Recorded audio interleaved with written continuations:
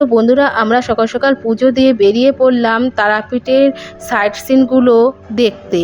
তো মোটামুটি টোটো ভাড়া নেবে 400 টাকা থেকে 500 টাকার মধ্যে, মোট 8টি জায়গায় ঘোরাবে। তুমি দেখতে পারলে একটা সুন্দর মন্দির। হ্যাঁ বন্ধুরা, এটা হলো জগন্নাথ দেবের মন্দির। অপূর্ব সুন্দর দেখতে, তাই না বন্ধুরা মন্দিরটা?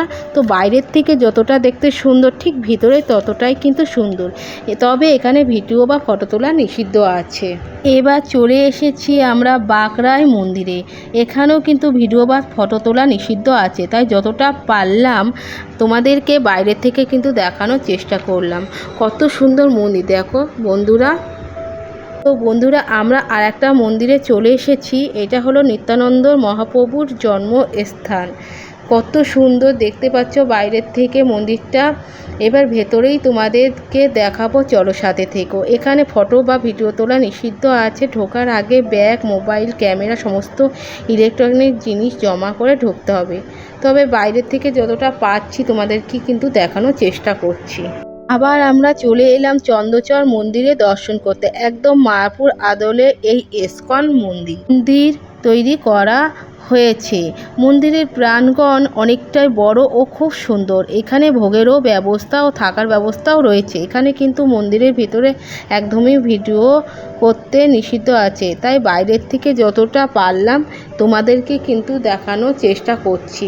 তো চলো সাথে থেকো বন্ধুরা। তো দেখো ভিতরে কত সুন্দর, আর এই ভিতরটা মানে এত সুন্দর নিরীহ পরিবেশ। অনেকটা বড় এরিয়া নিয়ে কিন্তু এই মন্দিরটা।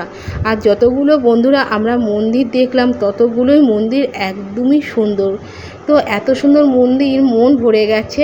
আর আমি যতটা পারছি তোমাদেরকে দেখানোর চেষ্টা করছি। আর তোমরা যারা যারা এখানে আসোনি বন্ধুরা, তো একবার ঘুরে যেতে পারো। কারণ বন্ধুরা, তারাপীঠ পুজো দেওয়ার পর আশেপাশে প্রচুর মন্দির ছিল, আমরা আগে জানতাম না। আমি কিন্তু দ্বিতীয়বার তারাপীঠে এসে জানতে পারলাম যে তারাপীঠের সাইড সিন অনেক মন্দির আছে। তো বন্ধুরা, একটা কথাই, এখানে কিন্তু ফটো তোলা নিষিদ্ধ আছে। এরপর আবার চলে এলাম একচোখরা শ্রীরাধা রাসবিহারী মন্দিরে। এর ভিতরে জগন্নাথ দেবের ঠাকুর আছে, কিন্তু এখানে ভিডিও তোলা বা ফটো তোলা নিষিদ্ধ আছে। তবে মন্দির ভিতর প্রবেশ করতে গেলে আগে পার্স, মোবাইল জমা দিয়ে তবে কিন্তু মন্দিরে ঢুকতে হবে বন্ধুরা। এরপর আমরা আরও এক জায়গায় চলে এসেছি। এটা হলো হাটুঘরা আশ্রম। এটি বাঁকড়াইয়ের অন্তর্ধান স্থল নামে পরিচিত। বলা হয় এখানে নিত্যানন্দ মহাপ্রভু তার মায়ের ইচ্ছায় মাকে স্নান করানোর জন্য এই কুণ্ডে সপ্তসাগর ও সপ্ত নদীকে আহ্বান করে এনেছিলেন, আর সেইগুলো এখানে বর্তমান। এখানে সপ্ত সমুদ্র ও সপ্ত নদী মিলিত হয়েছে।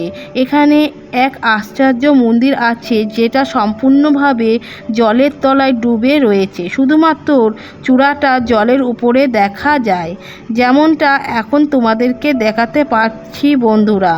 প্রত্যেক দিন পুরোহিতরা এসে এই মন্দিরে পুজো দিয়ে এই চূড়ায় ফুল দিয়ে যান। বন্ধুরা, দেখতেই পাচ্ছ চূড়াটা ওই যে জলের মাঝখানে রয়েছে। এখানে কিন্তু পুরোহিত প্রতিদিন এসে পুজো দিয়ে যায়।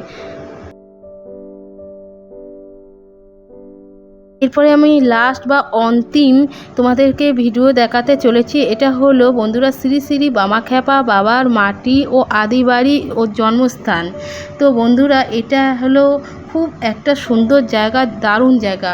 তো বন্ধুরা সাথে থেকো, তোমাদেরকে দেখাবো। চলো, পাশে একটা ছোট মন্দিরও ছিল বন্ধুরা, তোমাদেরকে দেখিয়ে দিলাম।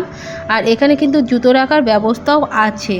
তো বন্ধুরা, এরপরে আস্তে আস্তে কিন্তু আমরা সেই বামদেবের বাড়িতে ঢুকবো, যেখানে ওনার জন্মস্থান ছিল।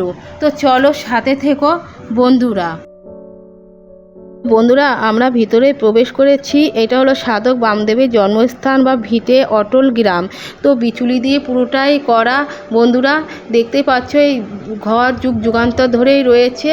তো এখানে ফটো বা ভিডিও তোলা নিষিদ্ধ আছে। অনেক রিকোয়েস্ট করার পর বাইরের থেকে ভিডিওটা ওনারা করতে দিল।